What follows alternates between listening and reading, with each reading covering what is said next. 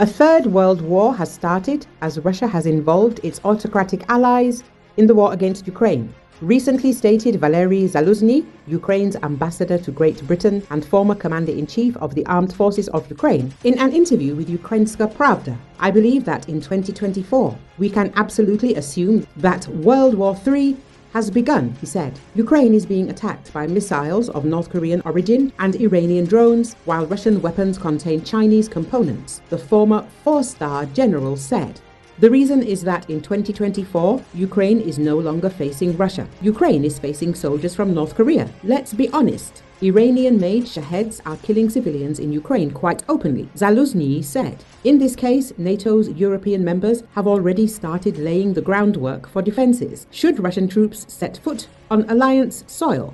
Russia is preparing for a war with the West. Bruno Karl, the head of Germany's Foreign Intelligence Service, said in late November, but it's not likely to be a large-scale attack into NATO territory. The intelligence chief warned Moscow could opt for a limited incursion or upping its hybrid warfare tactics to probe the alliance's conviction. Karl said, NATO is trying to prepare for both scenarios, an all-out war and less obvious techniques designed to undermine stability in the alliance's member countries. There are multiple options for Russia to test the cohesion of the alliance, including limited land grabs. The former head of NATO's multinational corps Northeast, based in the northwest of Poland, Lieutenant General Jürgen Joachim von Standwart, told Newsweek just before leaving his post in November.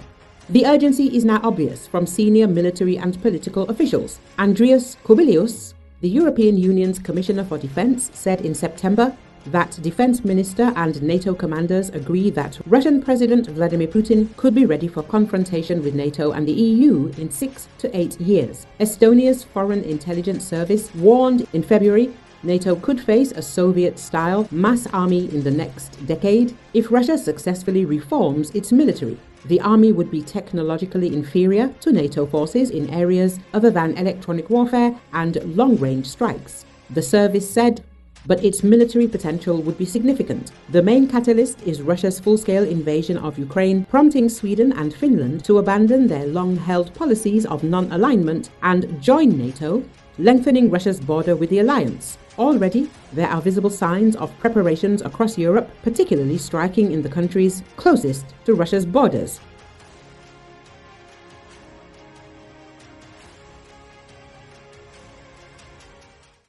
الله أكبر يا شباب، الله أكبر. معامل دفاع، مستودعات، الله أكبر، الله أكبر. هذا جزء من معامل دفاع.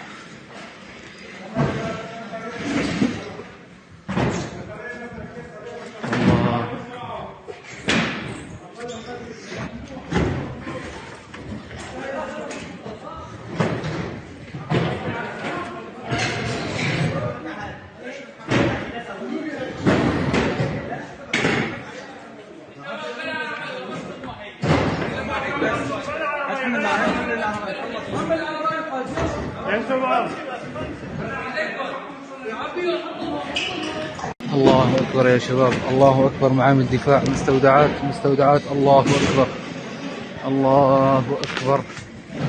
هذا جزء من معامل دفاع.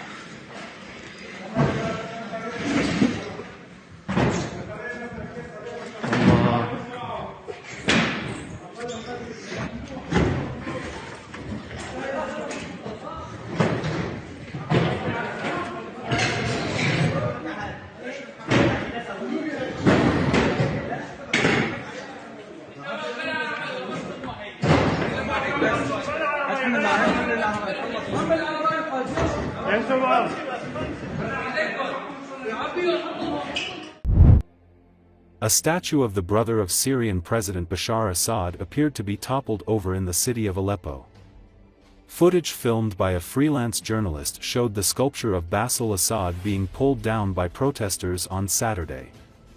That happened after the 13-year civil war in Syria recently roared back into prominence with a surprise rebel offensive that captured Aleppo, one of Syria's largest cities and an ancient hub of Middle East culture and commerce. The push is the rebels' strongest in years in a war whose destabilizing effects have rippled far beyond the country's borders. Insurgents led by the jihadi group Hayat Tahrir al-Sham launched the two-pronged attack on Aleppo last week and moved into the countryside around Idlib and neighboring Hama province. The Syrian military and its foreign allies have rushed reinforcements and launched airstrikes as they attempted to stall their momentum. The surge in fighting has raised the prospect of another violent front reopening in the Middle East, at a time when US-backed Israel is fighting Hamas in Gaza and Hezbollah in Lebanon, both Iranian allied groups. Bu tarihi ana sizler de bizimle tanıklık edin.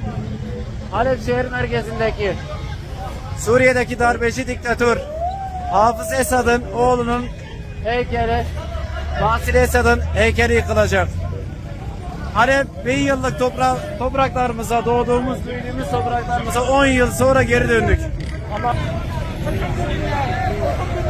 İşte zalimlerin sonu budur. Diktatörlerin sonu budur. Diktatörlerin sonu budur. Allahu Ekber.